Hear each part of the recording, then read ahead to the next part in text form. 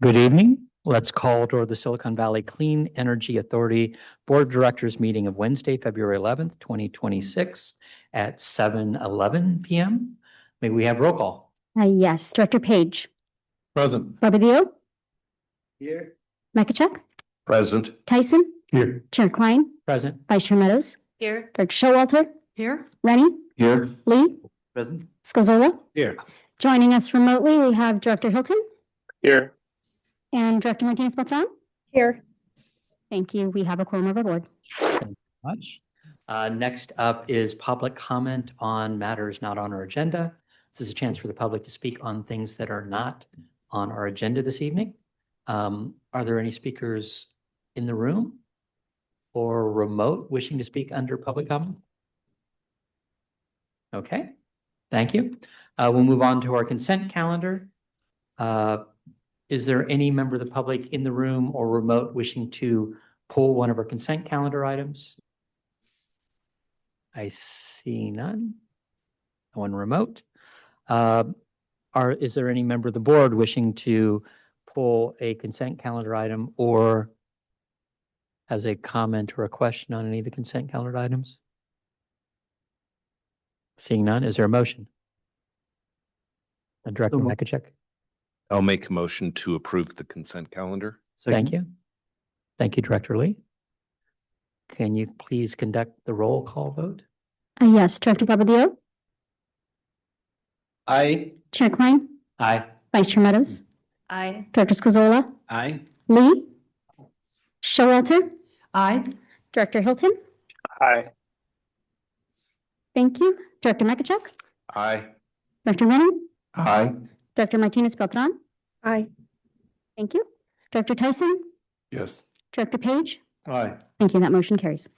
Thank you very much. We'll move on to our regular calendar. First up is our CEO report.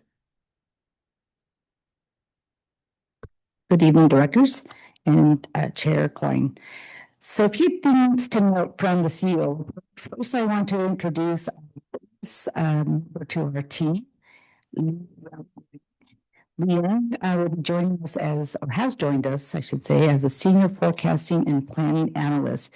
She will be on the team that we call RIP, which stands for Regulatory Policy Plan Legislative Team tomorrow. So Lee is currently finalizing her dissertation at UC. So she was able to be here tonight in person, but I think we have her to introduce herself. And while she's working on a PhD, she will be working for us part-time until she's finished with that. I also want to note that during her time, she has worked as a senior research associate at the Lawrence Berkeley National Lab. I'm excited to have her join. She's smart. So you guys get to know her. So with that, I'm assuming she's on. Will say a few words to the board. Yes. Sorry, Monica, I couldn't hear you perfectly. But I'm assuming I am introducing myself. Hi, everyone. My name is Liang. Thank you for having me over Zoom this evening.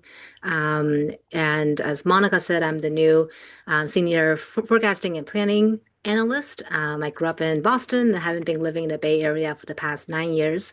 It is now a place that I call home.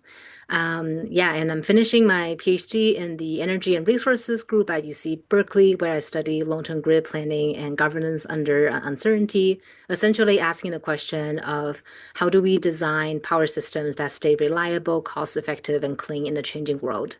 I am excited to continue that work because essentially at SVCE, where I will help further develop our load forecasting methods, conducting integrated resource planning, and other long-term planning activities. When I'm not thinking about power systems and planning, I recharge by cooking with friends or wandering throughout the woods, admiring mushrooms and the world of plants.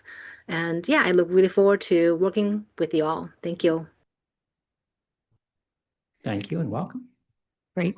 I also want to note that in a report for your community that staff has created for you to take back. This reflects what we did in individual cities or county last year. And so make sure you take that with you. And then next, I wanted to highlight a few things that happened last month, including this week. We got to do two kind of exciting things, or at least I got to participate in two exciting things. The first one being California Community Choice Agency's Lobby Days in Sacramento, and then a tour of PG&E's Diablo Canyon Nuclear Power Plant also last week. But I'm here today, Chang, to kind of give you a summary of the two events, and she attended both as well. Great, thank you, Monica. So as Monica mentioned, last week, SVCE joined our trade association, CalCCA, and several CCAs across the state on a lobby day in Sacramento. Really, thank you to Director Scozola, who was the chair of our 2025 Legislative Ad Hoc Committee, and Monica for joining me on this trip. We met with several of SVCE's delegation members, including Senator Becker and Assemblymember Ahrens, as well as key staff, including those from the Governor's Office and the Senate Energy Committee.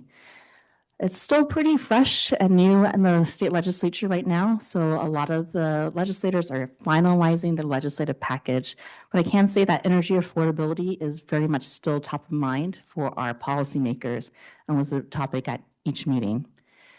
As Monica also mentioned, we had a very jam-packed week last week, and SBCE staff and several board members also had the opportunity to tour the Diablo Canyon Nuclear Power Plant in San Luis Obispo County.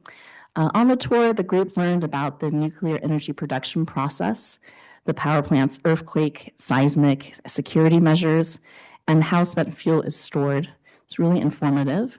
As you all might know, Diablo Canyon is the last nuclear power plant in California and provides roughly 9% of the state's overall energy, as well as approximately 17% of the state's clean resources. There's two reactor units at Diablo, Unit 1 beginning operations in 1985 and Unit 2 in 1986. In 2018, the CPUC authorized PG&E to close the plant operations in both 2024 and 2025. However, the governor a few years ago championed and signed legislation to extend the life of the Diablo plant, Unit 1 to 2029 and Unit 2 to 2030, based really on statewide reliability needs. So as part of the relicensing process, PG&E submitted an application to the Nuclear Regulatory Commission to grant operations at the plant for another 20 years to 2045. However, new state legislation would be needed if the plant operations would go past 2029 and 2030. Happy to answer any questions about either of these events. Are there any comments or questions from directors?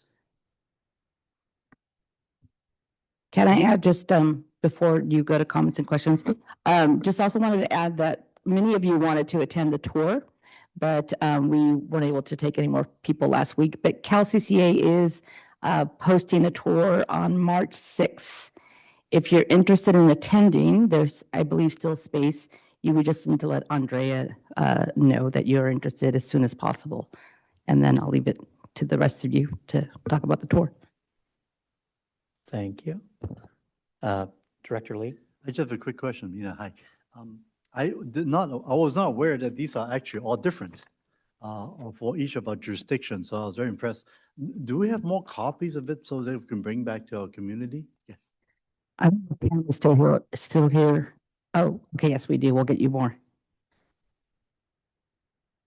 1 second. We will email them to your constituents for those that we have with an email on file, as well as small and medium businesses. We do this every year, and so we can also send you a digital copy. So, Great. But I have more with me tonight if you need them. Awesome. Thank you. Thank you. Director Scazola, did you have a comment about? Director Page? I just have one question. So you talked about the need for legislature to pass this, to extend it to 45. Is anybody carrying that yet, or is it too early for that? We hear rumblings that there will be legislation, but nothing is in print yet. So nothing has come out officially yet. We are monitoring this very closely. Thank you. Thank you. So, Gwen, I had one other item to talk about too before I think she wasn't done yet. Oh, sorry. about Sorry. that. I apologize. Go ahead. Sure, sorry, new topic here on legislation. So as you know, later on this evening, my colleagues Adam and Warren will come and talk a lot more about the power charge and difference adjustment, or PCIA. They'll talk more about what's happening on the regulatory side in particular. But right now, I just wanted to give a quick legislative update on the PCIA with some really hot off the press news. So we have been working with our trade association, CalCCA, on legislation around data transparency. This is a very straightforward proposal that would require the CPUC and the IOUs to provide all data that the CPUC uses to calculate costs that impact CCAs and give that data to CCAs and other load-serving entities.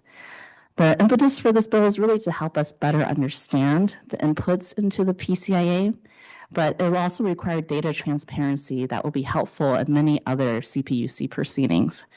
So on Monday, we secured an author. So Assemblymember Rogers from the Sonoma region introduced this bill for CalCCA. The bill number is AB 1761.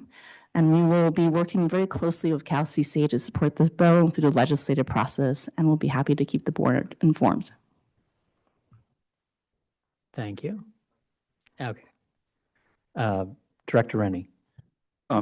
So if I could go back to the nuclear power plant, my understanding has been it's more expensive to run that power plant. And usually if you extend the life of something, you've now amortized, initial costs and so forth. What's the cost effect, since we're also worried about, what's the cost on our customers? I think the nuclear plant actually hits us on the PCIA operating it. So if we were extended to 2040, is this going to get cheaper? Or is there a lot more money to keep, band-aiding something that's very old? So do you happen to know how the cost fits in with, of course we need the clean renewable energy, but what are we doing to ourselves on costs and on PCIA? Right. So I'm not an expert on the operations of Diablo Canyon, but we asked the same questions last week when we were on tour. And what we've heard thus far is that the cost to operate the unit going forward is expected to be in the $70 per megawatt hour range. That's mostly variable O&M and the cost of maintaining the facility, plus whatever other expenses they have to put in. As far as the capital cost, what we learned last week, and I think we already knew this anyway, and if I'm wrong, I feel free, someone from staff, to come correct me, but it sounds as though they've already amortized all of the costs associated with the plant, and it's been paid for. So there's no additional kind of debt on the plant. As far as the PCIA, when the legislation passed, it took the resource out of PG&E's portfolio, and so therefore out of the PCIA portfolio, and it became a state system resource. So we no longer pay a PCIA on this resource, but we do get we get an allocation of the carbon-free attributes associated with the resource, and we get counting of resource adequacy right now from the resource as well. So as far as, will there be any additional investments if the facility is extended? We were told no, but again, that's not my place to say whether that's true or not. I think that would all kind of come out in the legislation, I would assume. Okay, thank you. Thank you. Vice Chair. Meadows? Chair and Vice. Thank you. So this nuclear seems to be one of the rare areas that the federal government is encouraging of. Does that, is it too early to say if that influences it and how that may bear on the evolution? Yes, I think you're right. This is an area that the federal government is very interested in right now. So yes. May I add something here? Sure.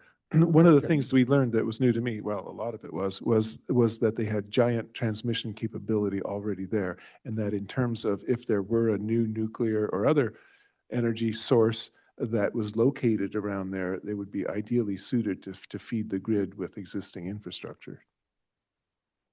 Yeah, so from a capacity standpoint, and I'll to speak up at this point. I really appreciated the tour. We hear a lot from different sets of residents on the positives and negatives of Diablo Canyon and what this means to us. I felt a lot better, being from Southern California and seeing San Onofre close down and hearing, resident issues of how close it was to this, the remoteness, as well as, ultimately what Director Tyson said of additional capacity that's sitting there makes it ideal in a lot of ways for other types of energy, whether or not that's offshore or other opportunities. I do think that's really very, very useful. And just seeing the level of security, the level of education and training that they go through, that all, is part of the story. We were talking about stories earlier, that it does have value from a California standpoint. And the concept that, is it an aging power plant? Yes. That being said, they're constantly replacing the equipment. So it's basically at new except for the cement itself. So that was actually eye-opening also. Director Showalter. Yeah, I also got to go on the tour, and it really was fascinating. But there were two parts to the story that I wanted to kind of add in. I'm very interested in sea level rise, and so I was asking questions about what is the elevation of the facilities, and the elevation of all of the critical facilities is well above any sea level rise that is projected really for the rest of the century. And so that's important. And also there would be tsunami issues, and they seem to have taken those into account as well, which is reassuring. And then the other thing I thought was an interesting part of the story and the costs was how big a part it is of the local economy. It's a source of 1,500 local jobs. And so apparently, we were told, again, we don't know how true it is, that in San Luis Obispo County, it's viewed very favorably. I thought that was really interesting. Thank you. Other comments or questions from directors, here or remote? Seeing none? Yeah, so unless there's any questions on any other part of my report, that concludes my report. Okay, thank you very much. Is there any member of the public wishing to speak? Open up public comment, any in the room or remote? Okay, I'll close public comment. Thank you for the update. And again, thank you for setting up the tour. And I encourage the other directors, if you have chance, if you have the bandwidth to make the trip to the Central Coast, I do think it is worthwhile. With that, we will move on to our next item. Item 3, appoint members to the 2026 SVCE committees. Andrea, is there a staff report? Yes, thank you, Chair. Good evening, directors. So as you recall, last month we made appointments for our executive committee, and so today we're going to make the appointments for the remainder of our committees. There are 3 of them: the 2026 Legislative Ad Hoc Committee, the Audit Committee, and the Finance and Administration Committee. A reminder that each of these committees can seat up to 6 individuals. And so as a result of our call for interest, we heard from the following for our 2026 Legislative Ad Hoc Committee. That's Director Zach Hilton, Director Gary Barbadillo, Director Brian Mikachek, Director Yvonne Martinez-Beltran, Director Pat Showalter, and alternate Director Tina Walia. For our Audit Committee, we heard from 4 individuals. That's Harjot Sangha, who is the Finance Director from Gilroy, who is nominated by Director Hilton.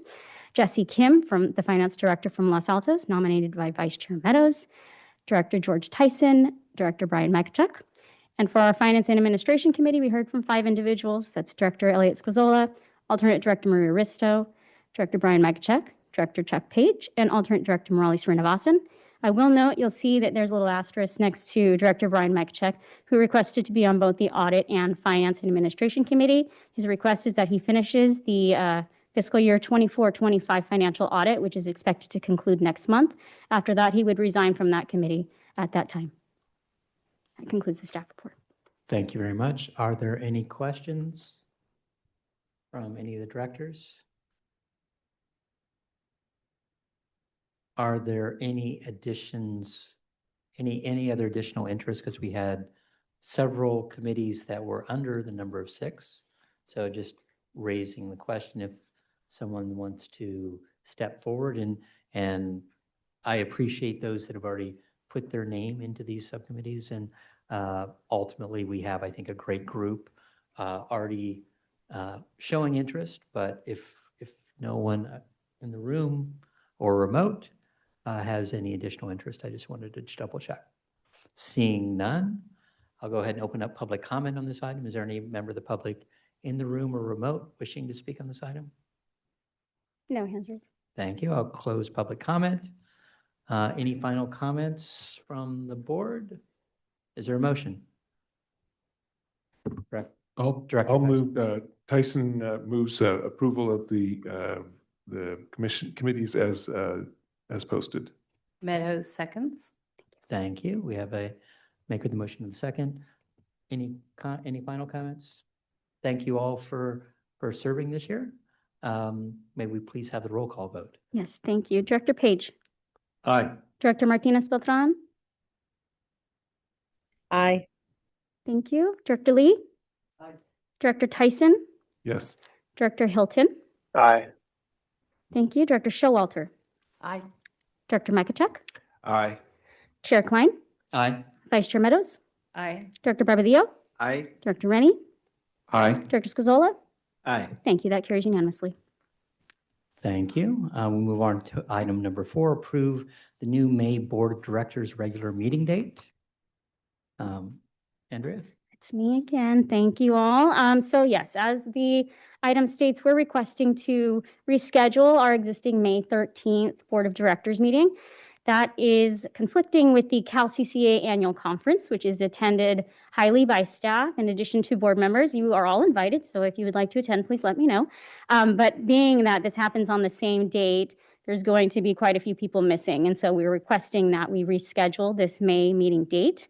As a starting point for conversation, staff would like to propose Friday, May 15th, 1 p.m. Again, this is just to start conversation to see if that date and time might work for a majority of folks. Thank you. Are there any questions or comments from directors? Director Page. I know that I'll be out of town. My daughter's getting married that weekend, so, but I do have an alternate, so maybe they could make it. Thank you and congratulations. Director Tyson. I'm likely to be out of town, and I would contact my alternate as well. Okay. Any other comments? Director Rennie? I'll be in Italy at that time. I will try to get my alternate to attend.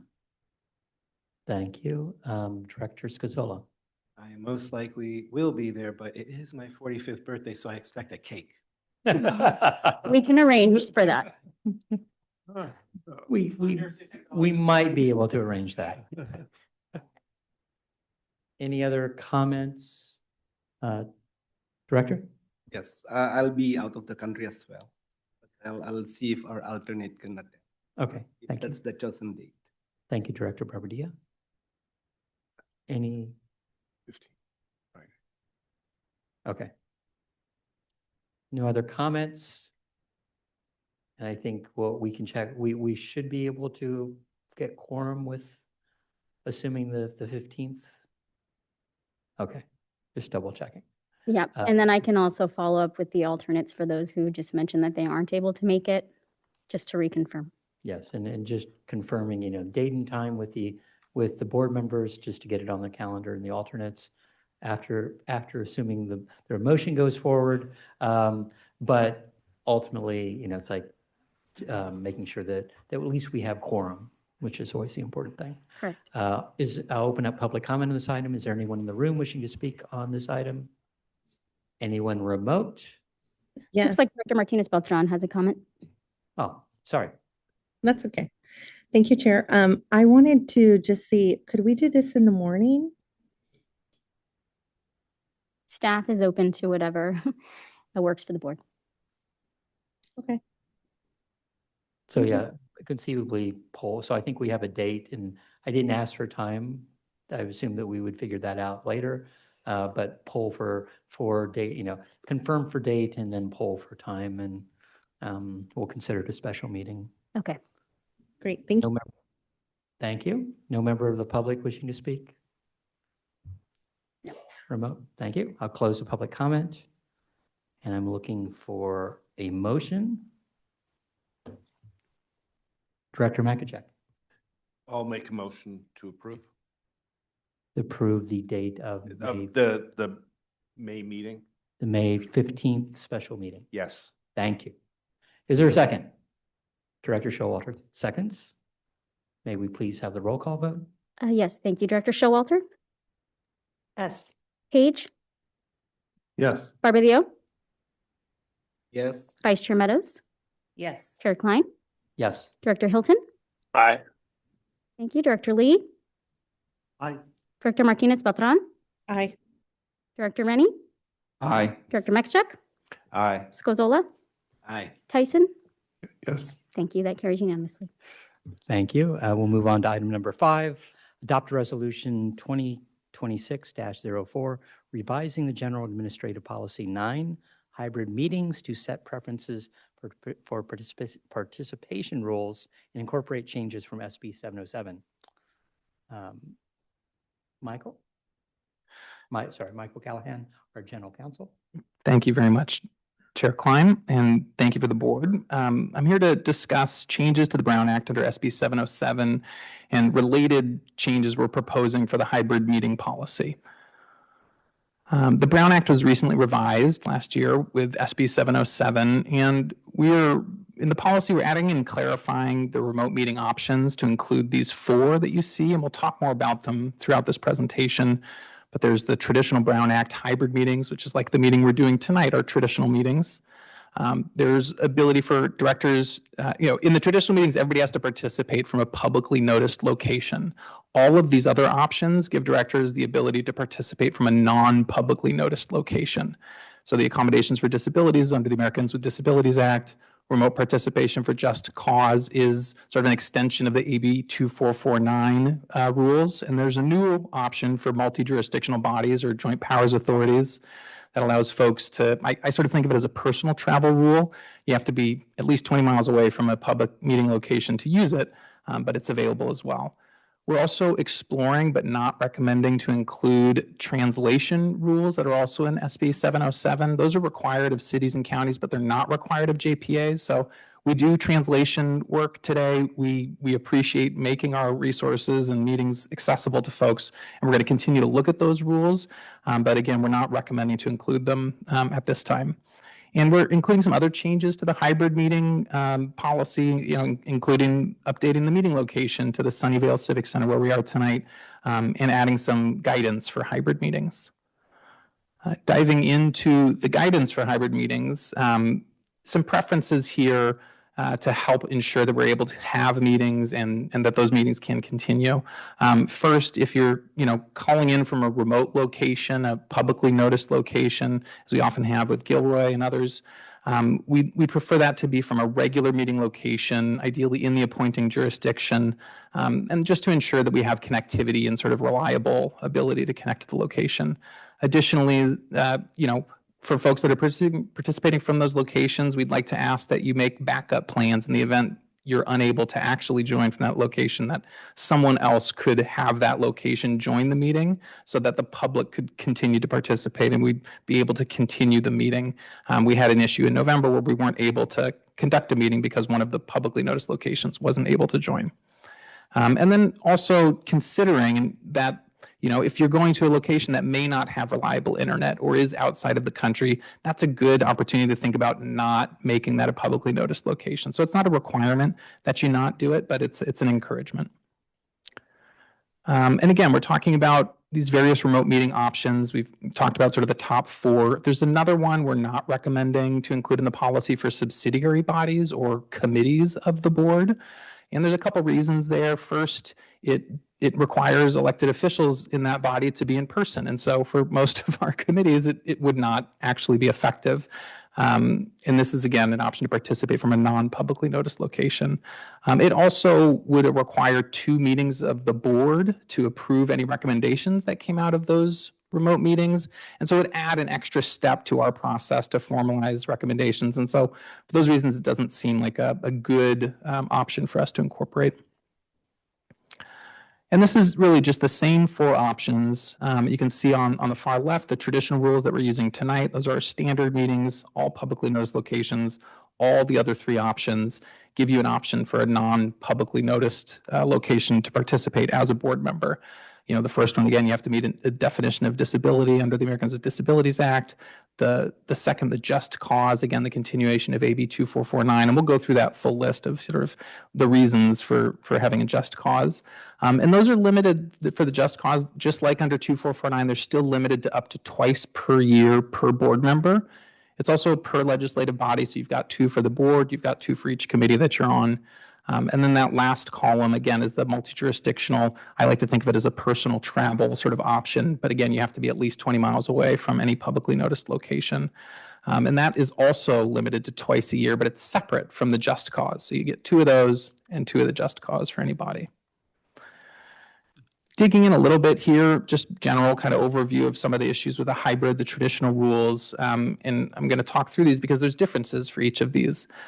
Here we have to have locations noticed on the agenda. The agenda has to be posted at each of those locations, and those locations have to be open to the public at all times during the meeting.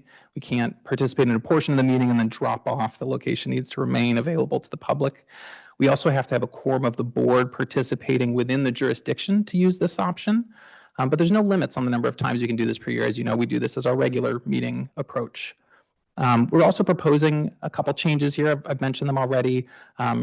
Preferring regular meeting locations for the ones that aren't located here in Sunnyvale Civic Center, avoiding international travel and poor connectivity to make sure those locations can join in a backup plan if the board member can't participate from their publicly noticed remote location, to have somebody else join the meeting for them. The next option, very simple. If somebody qualifies under the ADA for an accommodation, that may include remote participation from a non-public location. And there's no limit on those per year, it's just if you are eligible. In the just cause approach, as we mentioned, it's limited to twice a year. Staff will track and report board members using these options so that we can make sure we're staying within those limits. This is a list of the just cause reasons that you would need to rely on this. So a physical or medical need, that's not a disability under the ADA. Child care, family caregiving, contagious illness, official travel, traveling for your member jurisdiction, immunocompromised family, physical or family medical emergencies, and military service. And there's additional limitations participating here. You have to stay on audio and visual technology for the entirety of the meeting, and we have to have a quorum at a single physical location within the jurisdiction, which typically is not an issue for SVCE, as we tend to have a quorum here in Sunnyvale. The multi-jurisdictional approach is slightly different still, twice a year. Staff is going to track that. Again, it's good for personal travel. You have to be at least 20 miles away, one way from a public meeting location. And there's, again, additional limitations. We have to notice on the agenda that someone will be utilizing this. So this will not work for a last-minute emergency participation. The remote member has to participate, again, using both audio and visual technology. And then we have to have a quorum at one or more physical locations within the jurisdiction, so slightly different from the just cause. And this is the same slide we saw before that just lays out those 4 options at sort of a very high level. And this is the recommendation. We've got a resolution that includes changes to the policy. The policy is attached to that. So the recommendation is to adopt the resolution, making changes to the General Administrative Policy 9 for hybrid meetings to incorporate changes from Senate Bill 707 and updating rules, which include modifying the participation rules under the traditional remote participation option, allowing remote participation for just cause, for multi-jurisdictional bodies, and for accommodations under the ADA. Following this evening, staff will develop tracking reporting to ensure we're staying within the compliance on the limited number of meetings, and continue to evaluate and recommend further changes as needed. Any questions? Thank you. I'm guessing there will be questions from directors. Director Rennie. So my question is on posting for the remote locations. It can be, with our current rules, it's a real hassle to make sure you have arrived 48 hours ahead at your location and post it. Traveling foreign countries, I often stay at Airbnbs, which don't have a printer. So now you've got to somehow get this agenda printed. So with these remote locations, do we have to post an agenda? If it's a publicly noticed location where the public is invited to participate, the agenda does have to be posted at that location, sort of visibly where the public would be able to see it. But for the other options that allow participation from a non-public location, the agenda does not have to be posted at those locations. Thank you. But just to clarify, for the publicly posted agenda, it has to be posted 48 hours before, correct? It's 48 hours before for a special meeting, or 24 hours before for a special meeting, and 72 hours before for a regular meeting. But yes, that is correct. That's what I meant, 70. So, but 72 both here and at that. We have unknown thunder.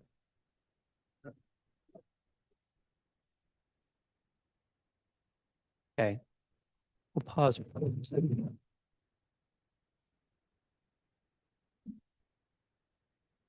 Maybe if you're not speaking, try to mute your mic and see if that helps.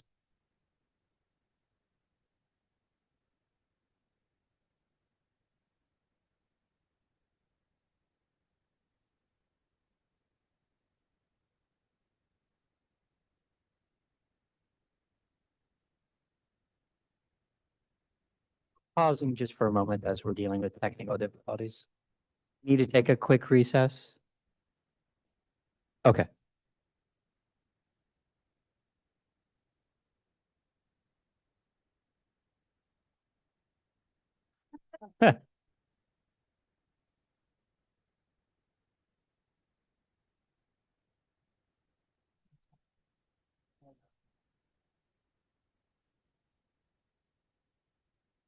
Okay. Looks like our technical difficulties are fixed. Thank you. Thank you for your assistance. So back to the question. So from a noticing standpoint for the public remote meeting, it has to be posted from an SVCE standpoint locally as well. That agendized public location also has to have that posting 72 hours ahead. That is correct. Correct, which is often the bigger question when traveling. Okay. Other questions from directors? Director Makachek.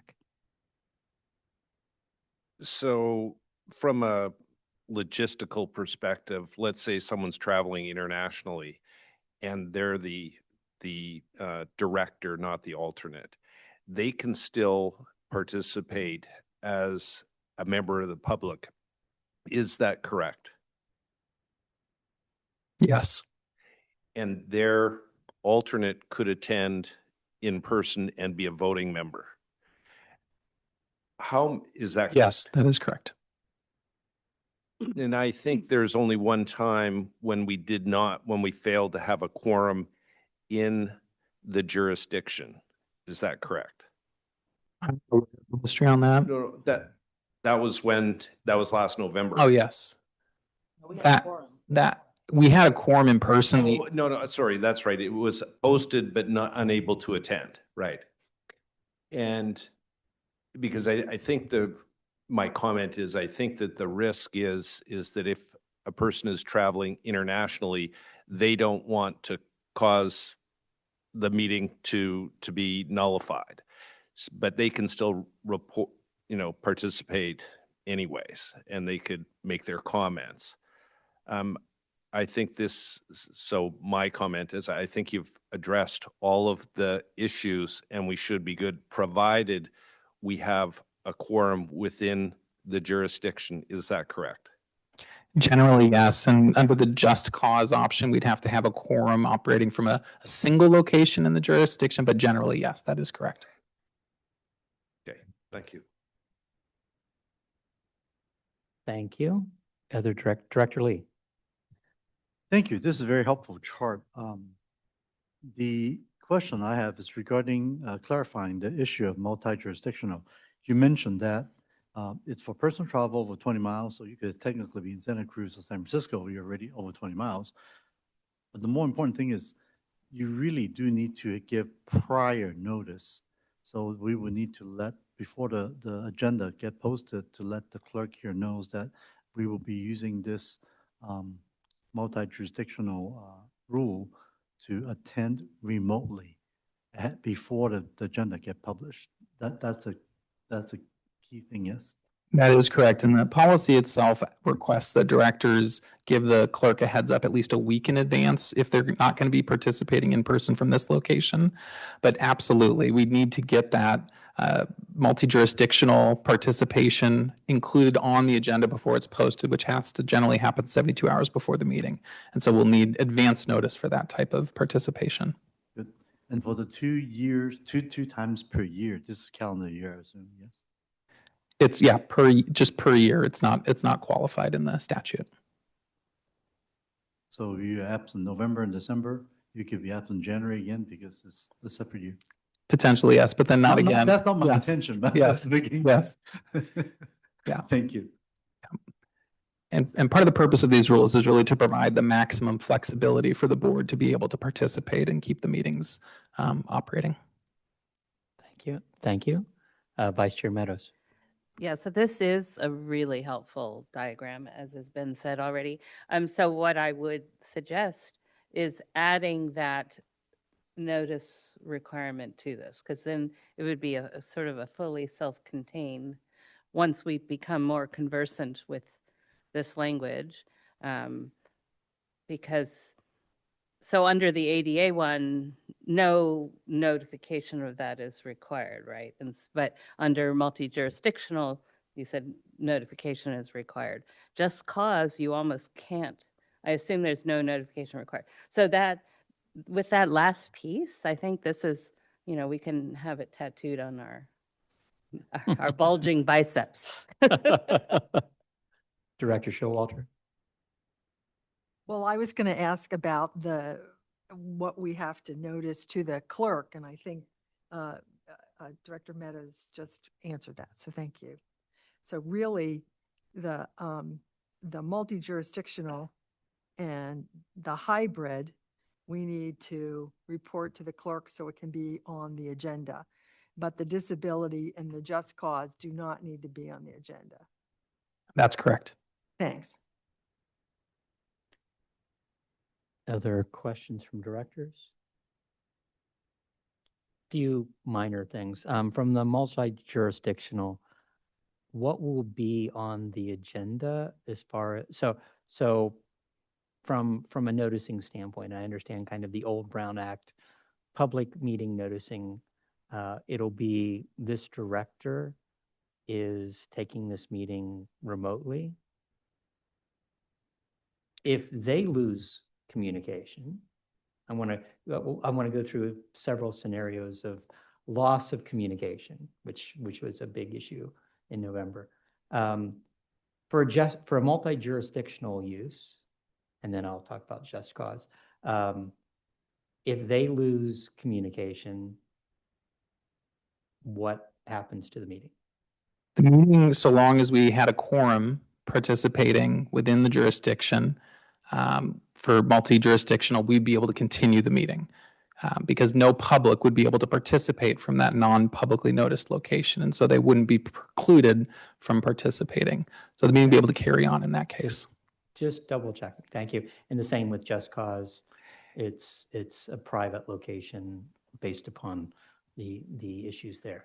That is correct. And to be able to use just cause, we have to have a quorum of members already participating from a single location within the jurisdiction. And so ideally, we would still have a quorum even if that remote director dropped off. Thank you. And then lastly, just to clarify, if something happened to the power in Gilroy, and I'm not wishing anything bad on Director Hilton, but if they lost power at their city hall, this meeting would stop.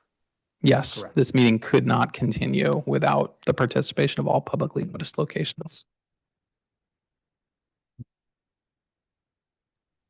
Can I make a comment about that? Just sort of One like moment. okay. Just a second. I'm not sure what you can hear. Director Lee, can you turn off your mic and let's see if that, she's working underneath, but we'll see.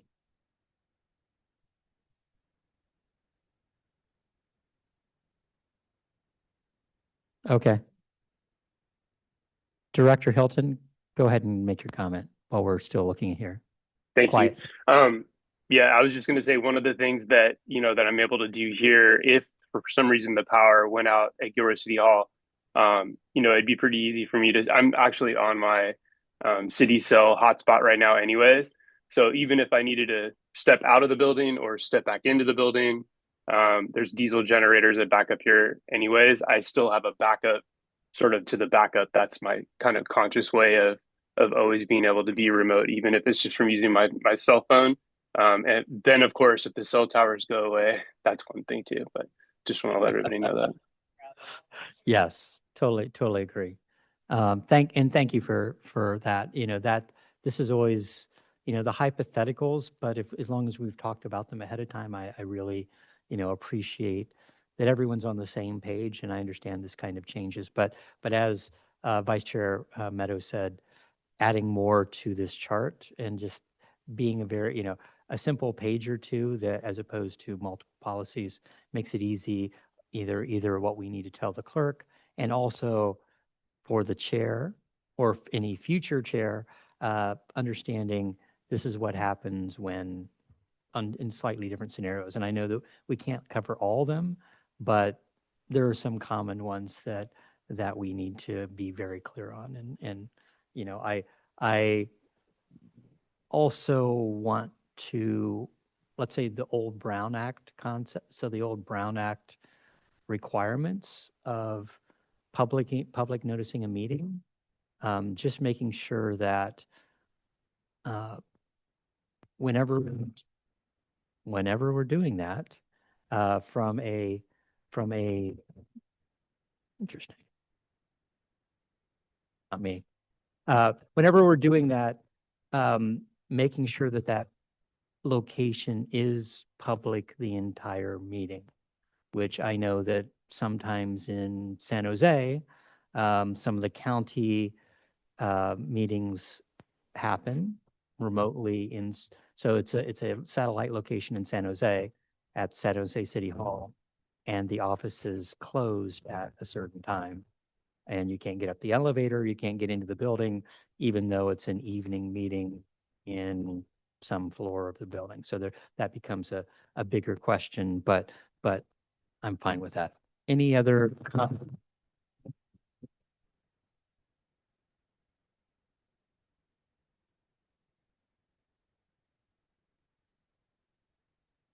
And I'll ask Director Hilton or Director Martinez Beltran, do you hear the sound that we're hearing in the room? No. No. Thank you for that. I was just, that helps to a certain degree. So it's the audio. Yes, Director Lee. Hello? Okay, I hope I'm not causing that. The very last point is one I want to clarify because it's nice that we wouldn't have to worry about having the location being noticed publicly, and that location needs to be attending. Even the person attending, the location not attending means the meeting cannot take place. However, what we just discussed is something that kind of concerns me. Under the alternate rules says that if the individual lose connection, that would cause that same type of problem that we have faced before, and the rest of the meeting cannot take place. So we could what if all day, but what if the individual only attended part of that meeting and say, okay, I'm done, I'm not going to attend the rest of the meeting, and officially gets off the meeting? Is that doable or no? That's my question. If you're participating under the just cause or the multi-jurisdictional or under the ADA Yes. with an accommodation, Yes. you could drop off. If you're participating from a publicly noticed location, you could leave that location if there was still a quorum, but that location would need to remain connected to the meeting. So any public that may come to that location could still participate and witness the meeting. Right, so let's go back. For the normal publicly noticed location, that location needs to be on while the person could be gone, assuming quorum's still okay. The question I have is the other one, where I joined the meeting, I attended a portion of it and said, okay, I cannot continue, I got other things to do, goodbye. And at that point, if I drop off that way, but announcing it, that's okay, that would not affect the rest of the meeting. It's only if I abruptly stopped without withdrawing from the meeting officially, that's when the meeting has to stop for everybody else. Am I correct? That is correct, so long as there remains a quorum under, the various rules, either within a single location or within the jurisdiction. Yes, you could drop off. So I could announce that I'm leaving, that drop off's okay, but not because of technical reasons, it suddenly drop off, then that was pause anybody. You could drop off for other reasons, but the technical, if there's an issue with the teleconferencing system itself, Right. and you want to stay participating, the meeting would have to pause. Right. If you had chosen to drop off at the meeting at that point, you could, so long as there was still a quorum. Okay, Clear? Thank you. very good. Vice Chair Meadows, do you have, go ahead. Yeah, we seem to love this one because we can envision lots of scenarios. But isn't it true that if we lost our Zoom connection, then the meeting has to stop too, because this is notice for public input. So that is potentially could be a big thing.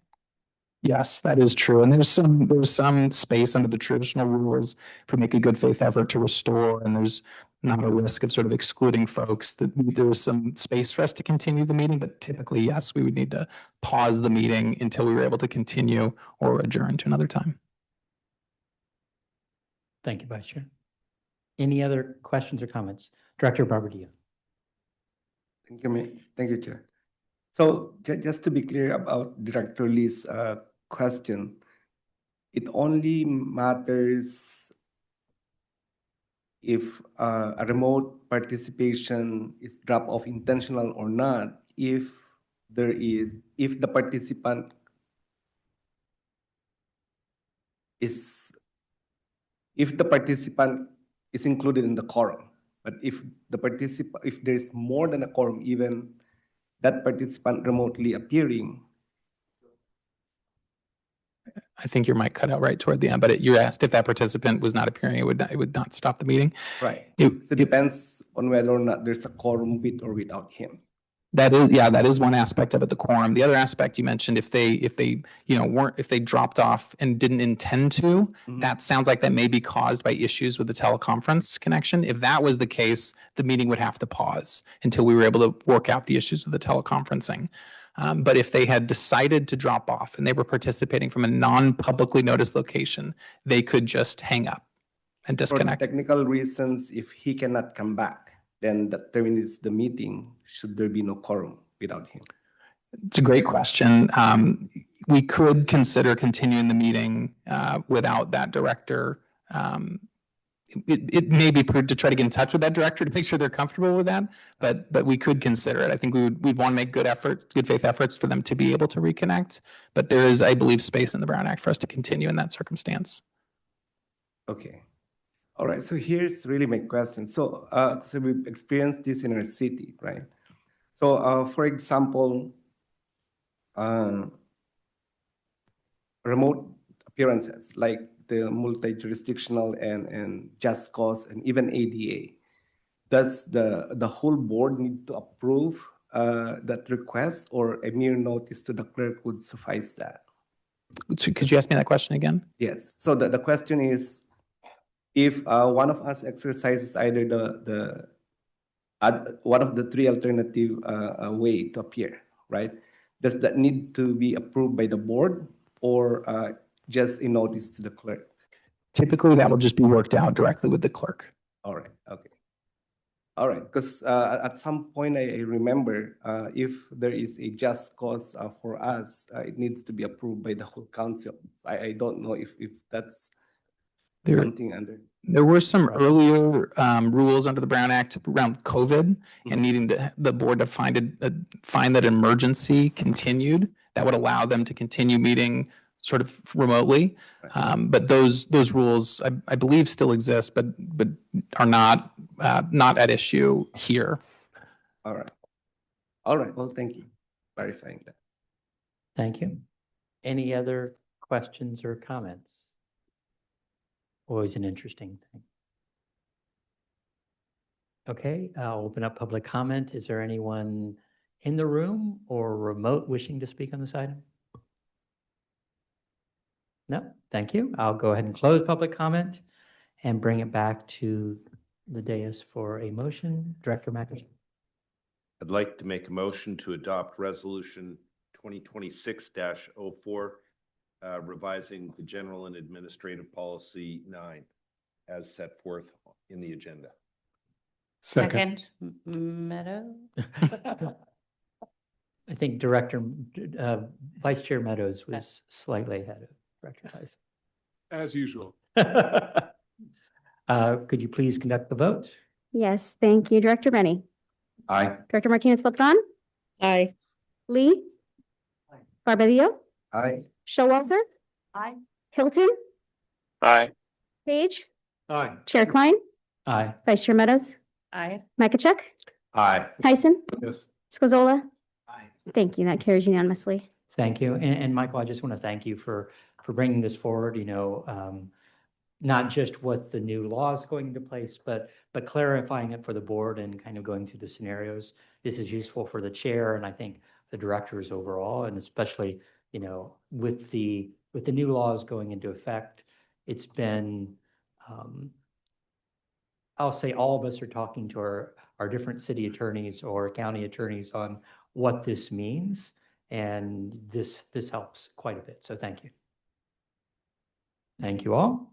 We'll move on to our next item, item 6, power charge indifference adjustment briefing. So maybe as staff is coming down, I'll do a little bit of a introduction.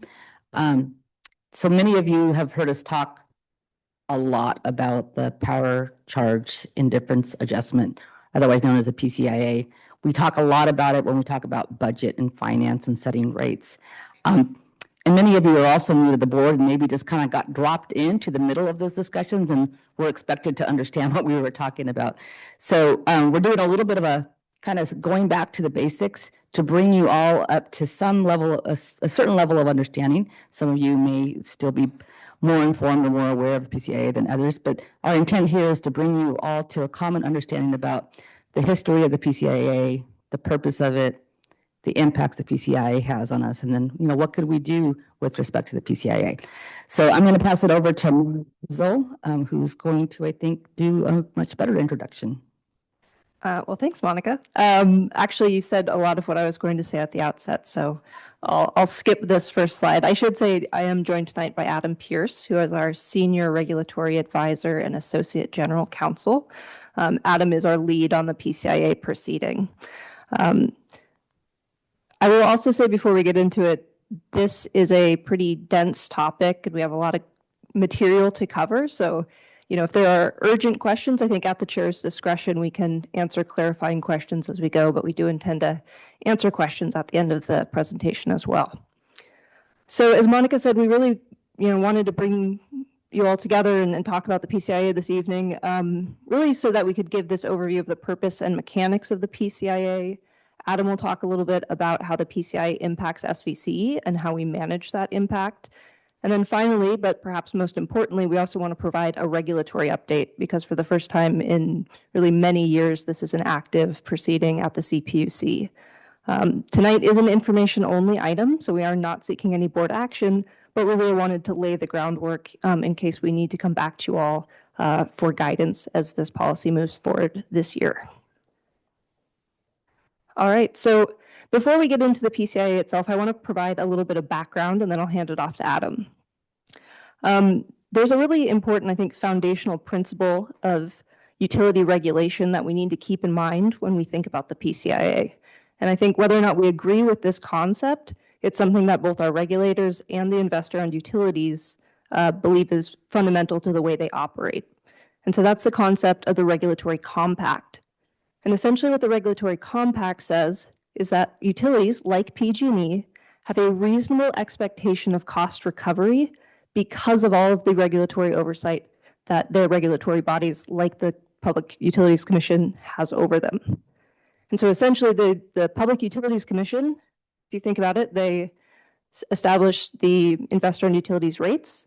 They approve many of their power contracts. In many instances, they require them to enter into those contracts. And they establish the level of return that they can provide to their shareholders. And so because they've effectively rubber stamped much of the spending the utility does, the utility then has this reasonable expectation that they will get that money back. And if this regulatory compact starts to break down, there is a concern that the shareholders will leave, the capital investment won't be there for the utility to make the investment to keep the grid reliable, safe, and hopefully affordable. So one more slide for me, and then I'll turn it over to Adam. Wanted to give a little bit of just very high-level history of California regulation. Some of you have probably heard me say some of this in the past. But of course, through the last century, the investor-owned utilities operated in a vertical monopoly. So they owned everything from the generating fleet all the way through to the relationship with the customer. In 2002, AB 117 was passed, and this was the enabling legislation for CCAs. In this original legislation, there is an acknowledgement that there is going to need to be a cost recovery mechanism established by the Commission, and also, and perhaps more importantly for tonight, a mechanism to prevent cost shifting between IOUs and CCA loads. So essentially, the thinking is a bundled, what we call a bundled customer or a PG&E generation customer, should not be made any worse off by the development of a new CCA. Around the same time, the IOUs were also being directed by the state and the CPUC to go out and procure a lot of very expensive renewable projects in order to stimulate the renewable market and bring down those costs. So they were doing a lot of this procurement at the same time this CCA legislation was being enacted. The CCAs really didn't take off until the mid-2010s, and that's when you saw the CPUC open the PCIA proceeding, where they established a lot of the framework that's in place today. The proceeding didn't technically close until 2022, but the big decisions happened in 2019. So it's really been quite a number of years since we've really gone back and done a holistic look at the PCIA. And so with that, I will turn it to Adam to talk a little bit more about it. Thanks, Maren, and good evening. With that background, I'm going to talk about the mechanics of the PCIA, how it works. The purpose of the PCIA is to ensure fair splitting of legacy utility costs between remaining customers, in our case, those are PG&E customers, and departed customers, such as SVCEs. Without the PCIA, remaining PG&E customers alone would be responsible for resources that were procured on behalf of all the customers before they left for alternative service. PCIA costs are determined per vintage, and that's the date or year that the customers left utility service. And it consists of the portfolio from that year and every year prior. So SVCE's default vintage is 2017. So thinking about maybe a solar contract that PG&E signed in 2015, that would be part of our vintage because it's 2017 and every year prior. If PG&E signed a solar contract in 2019, that would not be part of our default vintage because it happened after. Moving forward, I want to kind of back up a little bit more and talk about power resources generally. And I'm going to use, again, an example of a contract for solar power. And maybe one of those contracts, Maren was just talking about that the IOUs were directed to procure some years ago. So when the utility enters into a power purchase agreement, and this includes when SVCE does it, often it's bundled, meaning it's a contract for energy and also compliance products. So in that contract, you pay a price per megawatt hour.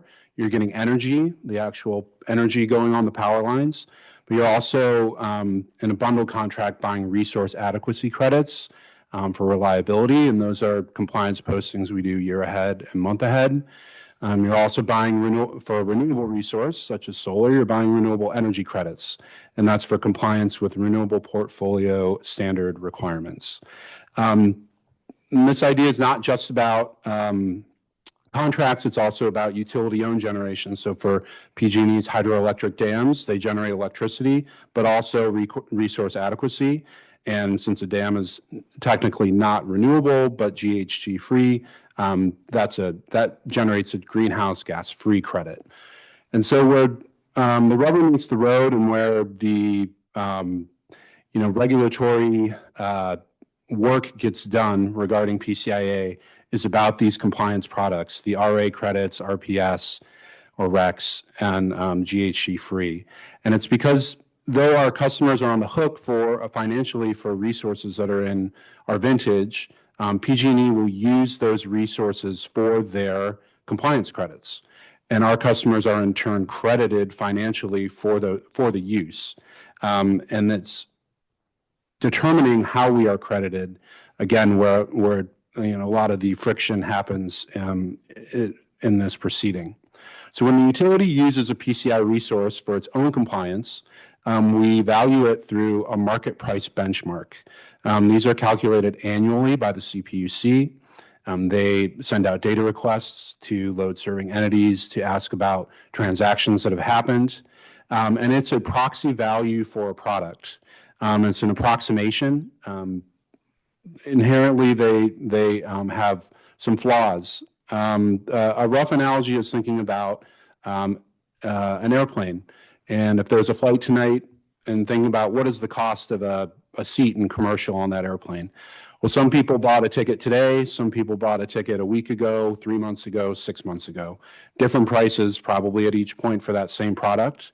And if we were going to try to think of what is the value of a seat on that plane, you're probably going to take some average to figure out, okay, what is the price? What's the value of this flight tonight? And it might be a number that nobody actually paid, but it's an average of those transactions that you looked at. And so we use those to calculate portfolio value, which I'll turn it back over to Maren to discuss further. Thanks, Adam. So in the next 2 slides, I'm going to the best of my ability, try to walk through the PCIA calculation in as simple terms as possible. I'll provide a sort of narrative description first, and then we'll walk through a simple numerical example. So as I think we've hinted at, right, the PCIA is really about determining what we call the above market costs, or put in another term, what are those old expensive legacy? Is that better? Okay. Oh. We hear that. Yeah, Andrew, I think it was like it looked like you were unmuted. Is it? We're good now? Okay, sorry. So really, what was the cost of those old, expensive legacy projects versus what are they really worth in today's market? And assuming that number is a positive value, so the above market costs are positive, there is a positive PCIA. So to get to this answer, you really just need 2 different components, right? You need to know the portfolio costs and the portfolio value. Of the 2, the portfolio costs are relatively straightforward to calculate. You take the cost of the PPAs, you take the cost of the utility-owned generating fleet, the fuel costs associated with that fleet. From that, you subtract out any sales that PG&E, in our case, makes to the marketplace, and that gives you your portfolio cost. The portfolio value is a bit more complicated because, as Adam was just describing, these NPBs are challenging to calculate. They are, a proxy value. There's a lot of debate in exactly how you get to that average. So it can be contentious to work through the portfolio value. But effectively what it is you take the quantity of the compliance attributes, the RPS, the RA, that is being retained to serve PG&E's bundled load. You multiply those by their respective MPBs, and at the end, you get the portfolio value. So in this numerical example, for those of you who like math, and for those of you who don't, I tried to keep the numbers as simple as possible here. You can imagine a world in which there's only one utility resource in a CCA's vintage.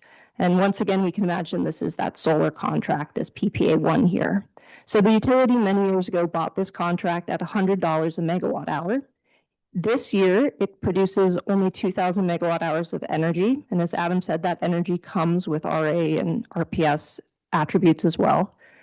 The IOU in this instance is not selling any of these attributes into the market. So the total portfolio cost is $100 times 2,000 megawatt hours or $200,000. The IOU has retained 100% of this contract to service its bundled load.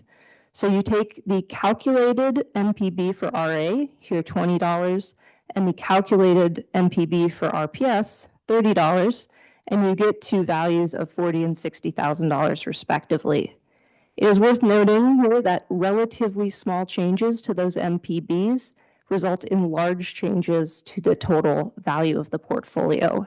And I will say these numbers are much smaller than the actual values that are being tossed around in the PCIA.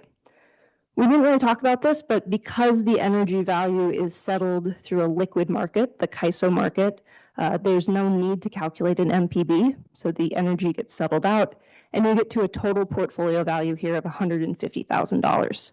So that means that the above market cost here is $50,000, the $200,000 portfolio cost minus the portfolio value.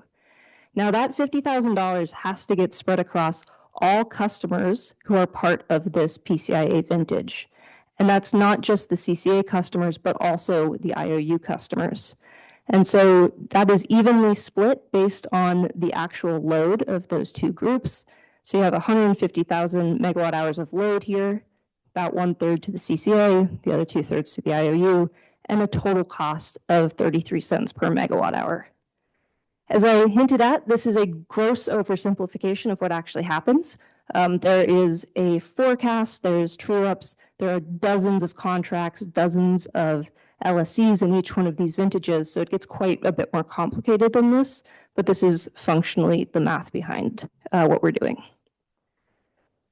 So the last thing I want to share before I give it back to Adam is just how our customers experience the PCIA, because obviously they don't have to think about all that math.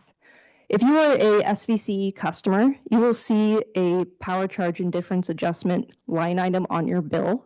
You'll also see the vintage that you are in as a customer. Now, I think it's important to note that PG&E customers do not see PCIA on their bill. It gets bundled into their generation charge. As I just showed you, PG&E customers are effectively paying the PCIA. So this can be confusing for customers. For whatever reason, you're comparing your bill with your neighbor and they're, a bundled customer, you might feel like you're being charged additional. However, that's not the case. The CPUC has recognized that, and we're working on getting a line item on bundled customers' bills as well. The exact timing for that is being discussed in the billing modernization proceeding right now. And with that, I will pass it back to Adam to talk a little bit more about how SVCE manages the PCIA. Thanks, Maren. So having seen the mechanics and background, I'm going to talk about the impacts of the PCIA to SVCE and how we deal with those impacts. So first and very important, the PCIA impacts our rate setting.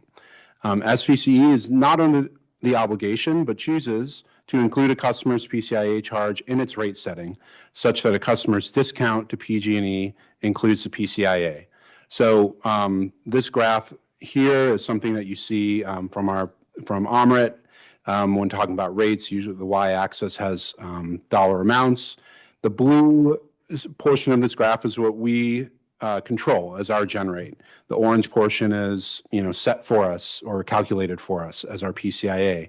So we create our gen rate such that when added to the PCIA, it's still beneath the PG&E gen rate. And in your board packet tonight for the 2026 rates, we see here an example of that. And so if the PCIA didn't exist, you can see here there'd be a lot more headroom for generation rate. So the PCIA directly impacts the revenues that SVCE collects in a world where we are setting a discount to PG&E. Another impact of the PCIA, and an aspect of this, is that while SVCE forecasts the PCIA with the best available market data, we don't have access to important details of PG&E's PCIA portfolio, specifically what the resources are and how big they are, their capacity. This lack of information makes it more challenging for us to forecast and prudently manage our power portfolio. As Benna mentioned earlier, there has been a bill introduced by CalCCA, AB 1761, sponsored by Assemblymember Rogers, that seeks to close some of the gaps in this and increase data transparency. Speaking about this forecasting of the PCIA, energy is a volatile market. Prices change, prices of compliance products change, and those changes in price impact the PCIA because the PCIA portfolio is made up of resources that create those things as well. But when we look forward to forecasting our portfolio and making decisions about procurement and financial strategies, we are left with greater volatility because we don't know what the PCIA is going to be going out into the future. So in this graph, you're looking at, again, SVCE generation rate in the dark blue, PCIA for each year in the light blue. And you can see that, for the past 5 years, PCIA has changed dramatically, where it was much higher in 2021 than, say, 2023. And because of its impact to our revenues when we set rates, we are left with this bit of black box in terms of projecting out into the future. The final impact I'll talk about is that PCIA leaves us overexposed to the market. Again, because of the impact of the PCIA on the rates that we set, all else equal, SVCE has an increased direct relationship to market prices. So if we think back to the numerical slide that Maren showed, when prices go up, market prices go up, the MPBs go up, and that makes the PCIA go down because those resources are less out of the money. When prices are up, PG&E generation rate also goes up, allowing us more headroom. The inverse is also true when prices go down. The MPB goes down, the PCIA goes up. And with the PG&E rate going down, that leaves us less headroom. So the PCIA doubles the impact of change in prices. So we do have tools to manage some of these challenges. Last year, the board approved an update to the energy risk management policy, and that was in response to acknowledging that the PCIA provides a financial hedge to our portfolio gross margin. And the decision reduced the amount of physical hedge required in order to reduce our direct exposure to market prices. In other words, it allowed us to have a more open position, put simply. And I'll also flag the importance of cash reserves.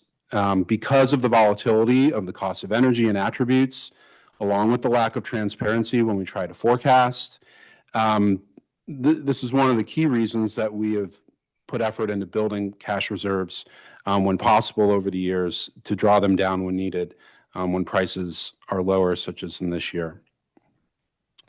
And with that background, I'll move now finally to the regulatory update. This is an overview slide. I'll go more into detail on each of these 3 tracks. But quickly here, track 1 was completed last year, and it concerned the calculation of the market price benchmark for resource adequacy. Track 2 just started and will concern the applicability of the market price benchmark for renewable energy credits, or RPS, for banked when those are banked. And track 3, which we expect to go this year, will examine wholesale changes, potential wholesale changes to the PCIA.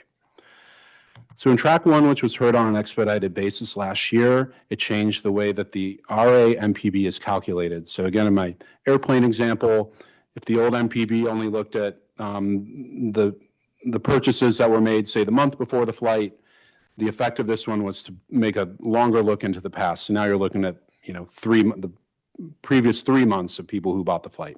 In RA, this changed from 12 years for forecast, 24 months for final, to 3 years and 4 years. So it really took the tail backwards. Cal CCA filed an application for rehearing, arguing that the decision resulted in retroactive rate making because it changed the valuation of these credits for the year that they were going to be used. The CPUC denied the application, afterwards Cal CCA filed an appeal in the courts to overturn the decision, and that appeal is still moving through the Court of Appeal. Less than 2 months ago, for Track 2, the Commission issued a ruling that stated only one issue would be considered, and that's the valuation of RECs, renewable energy credits, that were created before 2019 and are currently banked by the utilities. So these are compliance products that were created through renewable resources in the years 2013 to 2017 that the utilities have been able to bank and keep to use for compliance when they need to use them. They've started to use them last year and this year, and the utilities are arguing that departed customers have already been compensated for these RECs, and we'll be arguing that the REC should be valued at the current market price benchmark. By the last known public information, PG&E had around 2 million of these RECs, and at today's MPB, that's a value in exceedance of $1.2 billion, of which our share would be approximately $60 million at issue here in Track 2. In Track 3, the Commission has signaled a desire to look at wholesale changes to the PCIA. Possible proposals that have been commented in earlier documents in the proceeding. One option is sunsetting, where the PCIA is eliminated on a specific future date. Allocation, where departed CCA load is allocated attributes directly, which would obviate the need for market price benchmarks. Buyout or buy down, where we could theoretically negotiate a dollar amount with PG&E and buy out our position or buy it down. There's also the possibility in Track 3 that we just make incremental changes to MPBs and leave the system largely in place.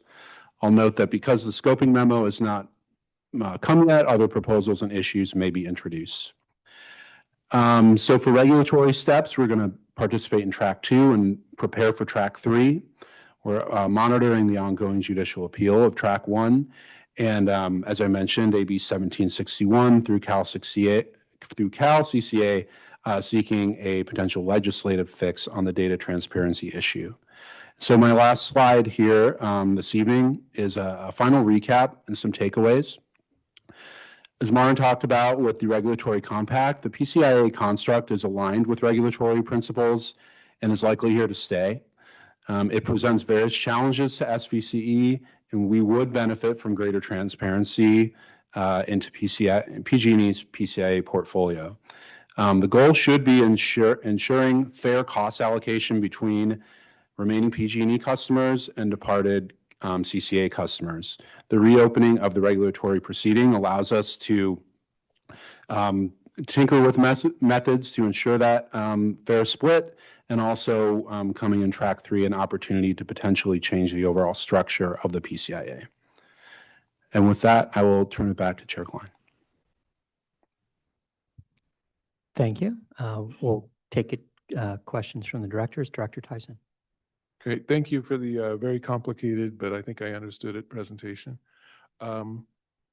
And I applaud the efforts to explain it and then also deal with the issues of transparency and understanding. So I approve of the direction that you're going. Your presentation may have resolved a long-term question I've had about PCIA, but I think you created a new one, a new question. And my long-term question has always been, if the utilities have existing legacy resources that then they're stuck with, I've always been puzzled by that, because if it's a hydroelectric facility or a nuclear facility or something like that, it should inherently be already paid off and lower cost. And so I've always been puzzled by the fact that these legacies are expensive. But what I heard in your presentation is the new thing for me was the fact that there was a disconnect, that the investor-owned utilities were required to buy expensive renewables right before then the CCAs came onto the picture. And so you resolved that. So the question I have is, so yes, that explains it. And you know, those early renewables, I'm going to guess the solar panels weren't as good.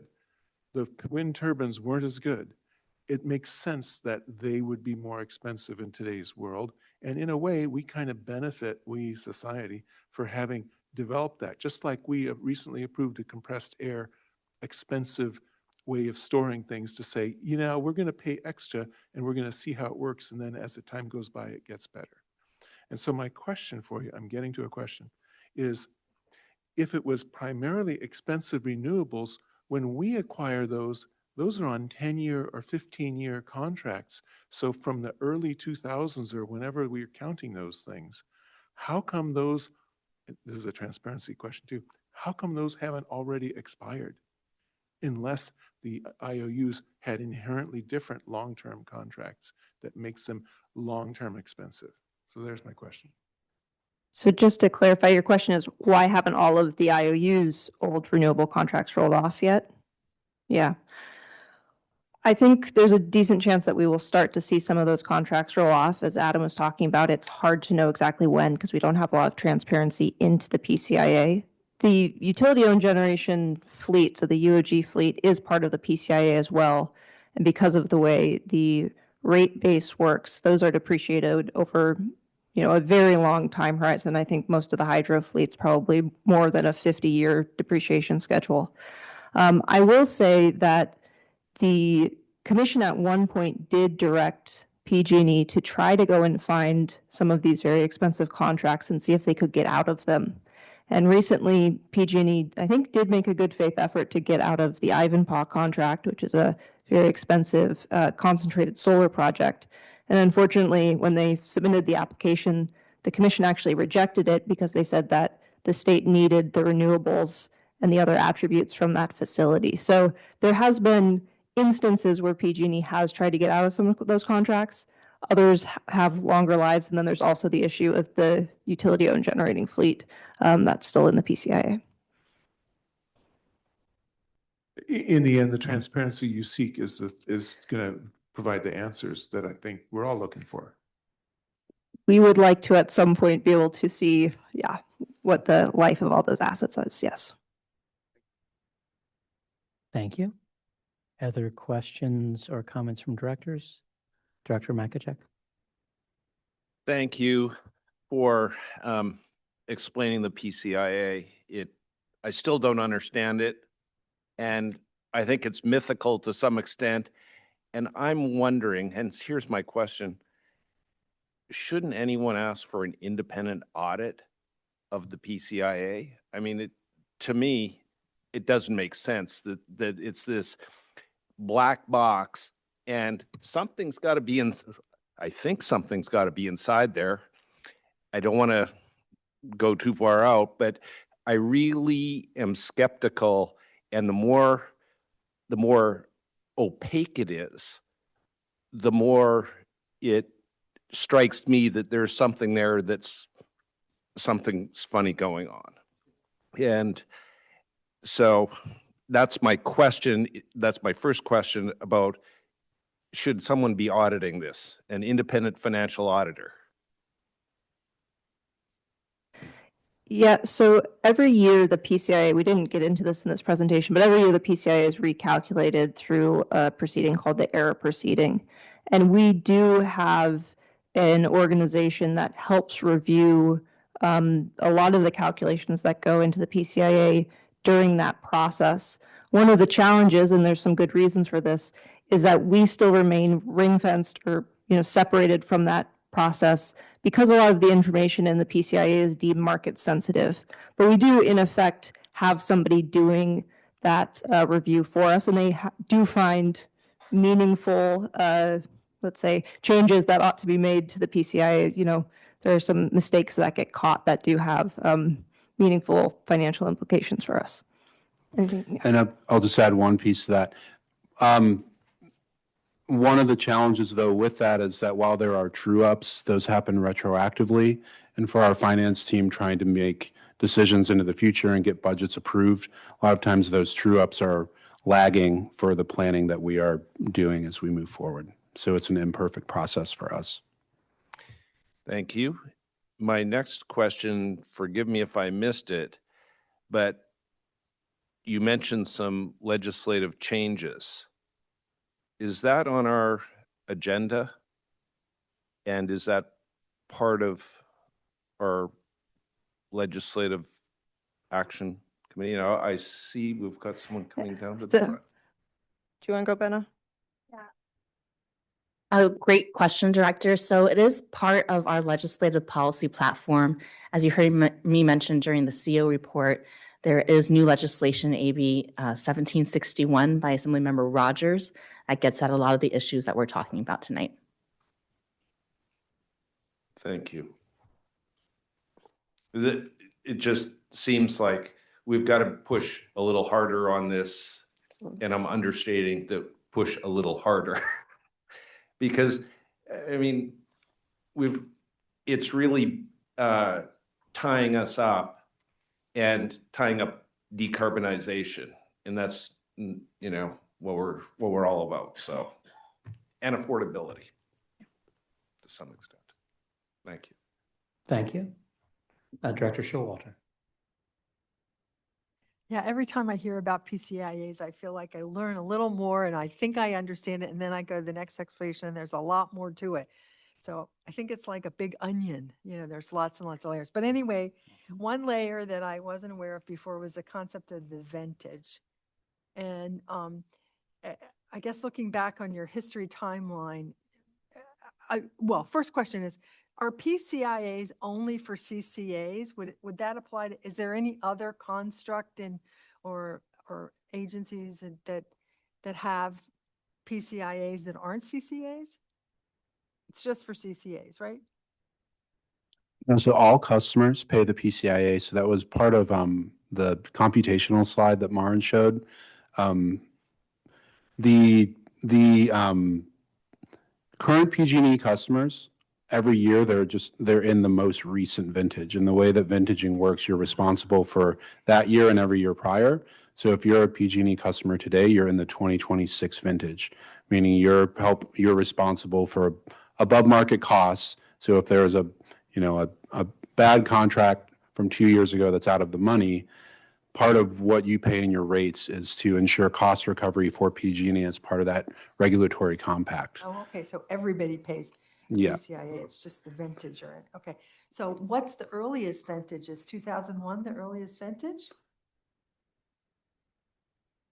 We might have to get back to you on that. I know I think we were looking at some paperwork today that showed that, but I can't recall. It goes back to at least 2011, I believe. But Yeah, I think 2010 on a PG&E tariff that I was looking at today, but we can get back to you on that. So just to add to the answer, so direct access customers, those that get power directly from the wholesale market, so not through a CCA and not through PG&E, they also have a PCIA. And so direct access happened back in the early 2000s. So I imagine some of them have some really early vintages. Now, in terms of the construct of a PCIA or ability to recover these kind of stranded assets as it exists anywhere else, well, in the POU or the public utility space, like the city of Palo Alto or the city of Santa Clara, where they have a complete monopoly, they don't have this issue that their customers go to somebody else, right? And so they can recover all their costs through their customers. So that doesn't exist in that space. Okay, thank you very much. Thank you. Director Lee. Thank you. This is probably the most complicated explanation of any concept I've listened to, not just in this board, but for basically all the issues I've listened to at the county level as well. That being said, I certainly do not pretend I understand the PCI calculations that has been explained, but it does seem to me, at least from the side of the purpose, is that this was developed to basically help the legacy utility, in this case PG&E, to pay for these. Basically, it's a subsidy that our current user of electricity have to pay off the early investment apparently that PG&E had. So since they lose the customers to us during the formation of CCA, that's why this is a way for them to recover those early high cost investment. This is my way of trying to understand the purpose of all this. I think I might, at the risk of giving PG&E a lot of credit here, I think the way that the commission would think about it is because they have that guaranteed cost recovery, they're going to get that money from someone, from a ratepayer. And so the question is, should their remaining generation customers be on the hook for projects that were really purchased on behalf of all California ratepayers? So I think it's more about ensuring indifference between the bundled and unbundled customers and making sure that that's a fair cost split than necessarily a benefit directly to the utility. I think it's really much more about how the customers are either benefiting or being hurt by the way the cost allocation split occurs. Now, this CCA has been very financially prudent and conservative for a few years, and we have a few good years of good surplus. This year, we got hit pretty hard, right? And because of these change of PCIA and also the lower utility costs. Have other CCAs actually gone bankrupt because of these changes? Because I can't imagine all of them is that prudent in terms of having cash reserves with these type of such wild fluctuations. Yeah, there have not been any bankruptcies from CCA bankruptcies in several years now. So no, this is not triggered. Nothing recently, but has that, no, it's never happened. My understanding, and Monica, if you want to chime in. Yeah, so there has been CCA that has gone bankrupt because of PCIA. What a CCA will do, and the prudent thing to do if you don't have the reserves, is to raise your rates. And there are many CCAs that have had to raise their rates above PG&E's because they don't have the cash reserves to offset the PCIA. So that's the prudent thing to do. You have to bring the revenue in. Otherwise, you will go bankrupt if you don't bring the revenue exactly, in. Yeah. But they do the prudent thing. Okay. But certainly the PCIA is probably the most difficult thing for us to manage because it's like the black box, as one of my colleagues has said. But as time goes by, do we know if there's a sunset date that we will be completely off of this PCIA at all, or it's just maybe, maybe not? As it stands now, there's no end to the PCIA because there's utility-owned generation. So as when those assets are still under ownership, our customers would be, that's part of our PCIA portfolio. Yeah, I would add, I think Adam's, fundamentally correct that there is no end date for the PCIA. These contracts, you can assume that many of these old PPA contracts will start to roll off and you'll have more of the UOG, the utility fleet, dominating the PCIA. I will say, and we try to avoid getting into this because it's a sort of added layer of that onion of complication, but there are questions about, as the utilities make new investments in their utility-owned fleet, should those resources stay in the PCIA, or does that investment really mean that it should move to the current vintage or not? And that's another active debate. So that's still being debated, but certainly we could get stuck with it. Yeah, so I'll also raise the specter that the PCIA can turn negative, where if the portfolio were to be performing better than market value, that it would be a credit. So there, we consider all possibilities in terms of forming arguments on principle as to what makes the most sense, because as the market changes, the value of the portfolio could change, and that's just part of the discussion that we have internally and then also with other CCAs at Cal CCA. Right, but it's not like something where we have an option to participate or not. This is something we have to live with. Correct. Thank you. Thank you. Director Tyson? Go ahead. Oh, sorry, Director Makachek. So the PCIA, my question is the PCIA unique by service territory for each IOU? For example, PG&E has a PCIA, San Diego Gas and Electric, and SoCal Edison, et cetera. Yes. Okay, thank you. Thank you. I had a question. You were talking about lag for the true up, and a lot of this is when accounting is done and all that, how long, and it's trying to figure out, having a crystal ball to estimate and figure out how this is going to affect us. How long is that lag? Is it 3 months? Is it 6 months? Is it a year later? Or we don't know for how often it will change or what the requirements are. So as market prices change, that has impacts on, so like last year, the PG&E rates started high. Yep. And then prices dropped. So they were overcollected. They started to be overcollected and that balance account really grew. But that didn't get trued up until this year, So it just adds to that overexposure of the change in price and our impact to it. And with our rate setting happening at the end of the year, there are further changes that happen to the balancing account over time. But Is that balancing account on a spot in a year? Is it every 3 months? Is it a constant window? Trying to get it.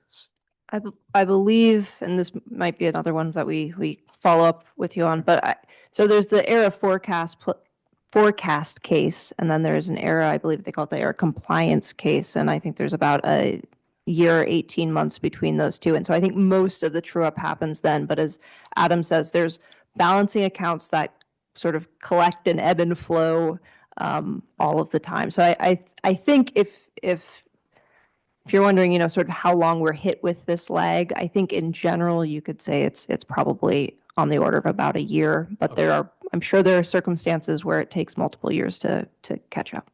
Okay, and that's what I was it's like, what's our general exposure, understanding that, and that helps. Thank you. Any other questions? Director Barbadillo.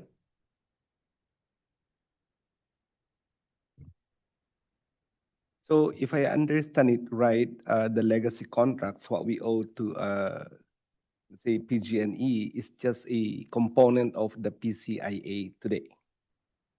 One of the, right? And then the other components are market price volatility and other factors that you incorporate to determine what's a good PCI. Right?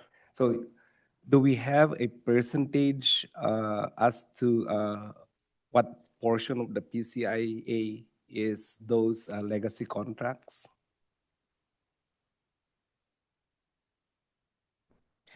Andrew, would it be possible to go back and pull the slide right after that one? I think is the one Adam's hoping for. Is this one? The one right before that one.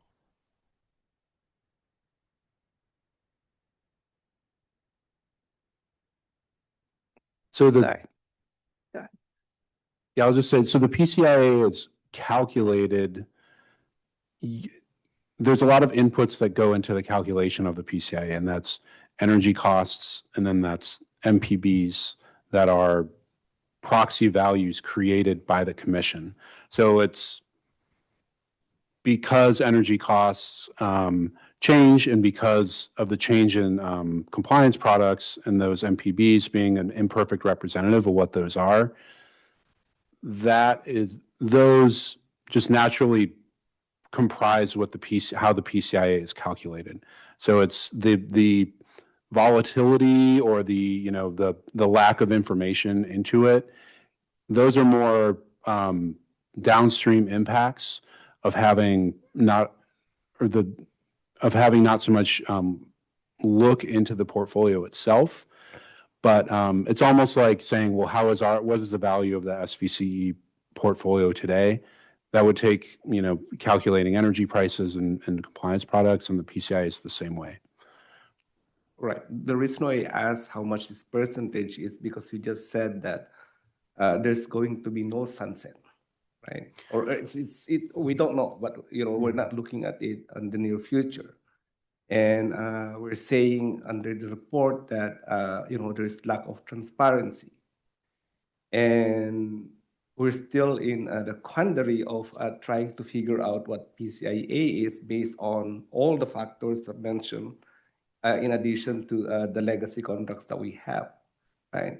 And how long has CCAs been in existence, which has been an issue ever since each CCA's existence, because most customers from PG&E goes to, let's say, SVCE since 2017. And we cannot project when will the contract that PG&E is cost recovering from its present consumers and our consumers now under the SVCE that they inherited from being under PG&E. So it seems that there's no solution. And I believe what probably could solve that is legislative intervention. One, force PG&E for transparency, right? If that's a factor to consider for us to really determine what PCIA is with a little bit of certainty. Second is there should be a way to get out of those legacy contracts, right? We are projecting now that we can sunset out of it because, as you said, what's the last contract that they have, or at least on record, is 2011, and these contracts probably last, 10, 20, 40, 50 years, so we're stuck to it, right? Which is a factor of determining what is a PCIA. What are we doing now today, right? If PG&E suddenly increases the price, what are we doing? We're subsidizing 1% from our own reserves. That's what's going on now, right? So what could be the solution? It's very hard to determine what PCIA is. We're balancing it on the SVCE's portfolio.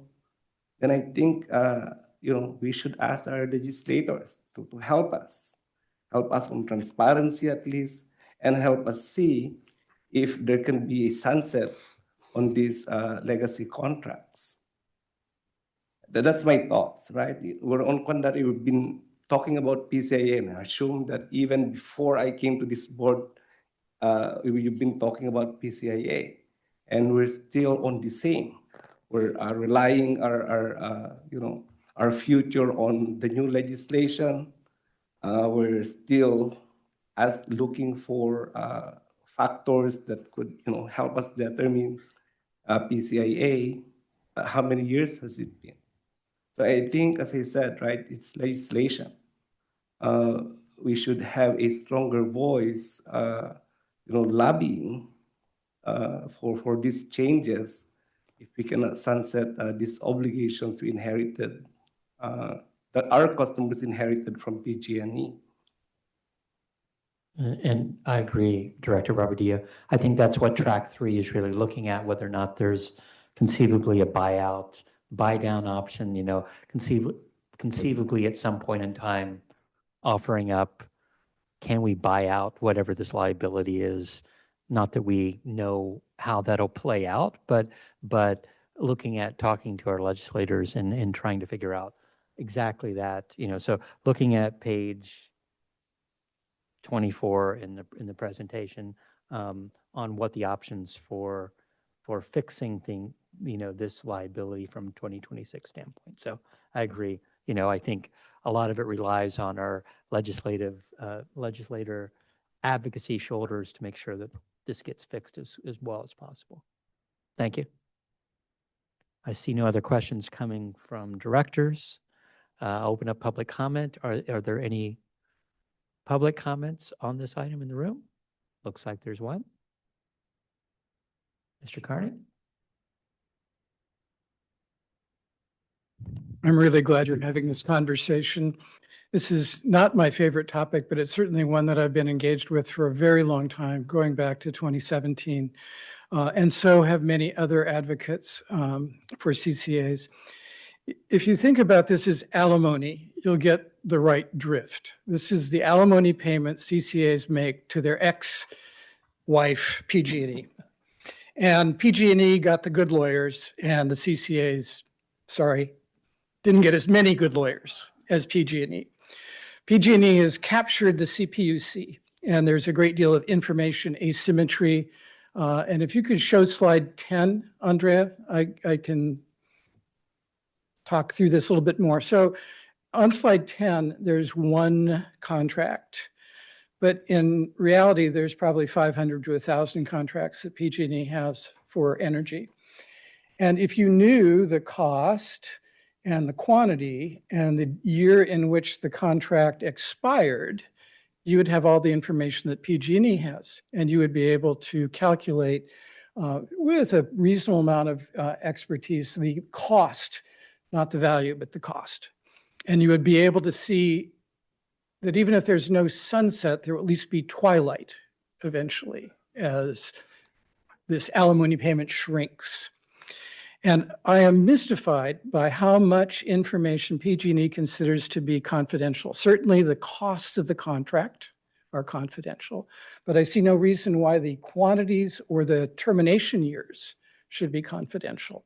And perhaps because I haven't been as engaged for the last 7 or 8 years as I was at the beginning of the time that I was involved with CCAs, I'm wrong about how much of the information is still held by PG&E and not made available to anyone else. But really, this deserves a great deal of attention from all aspects of SVCE board and staff, and you'll get total support from every other CCA because they're all facing the same mess. But it's all being done in an environment where there's regulatory capture of CPUC and you're outgunned by PG&E's lawyers. So I wish you the best of luck. And I think that the sort of the Berkeley rebel advocacy community would also love to get re-engaged in this. This is one of the reasons why the organization CASE, California Alliance for Community Energy, was founded, was to try to actually make PCIA go away. That was one of the earlier beliefs. And by the way, it's not asymmetric. If SVCE loses load to PG&E, you don't get compensated for it because you can set your own rates. Rates are not controlled by CPUC. Thank you, Mr. Carney. We need a better prenup is what it comes down to. Is there any other in-person or remote public comment? I will close public comment on this item.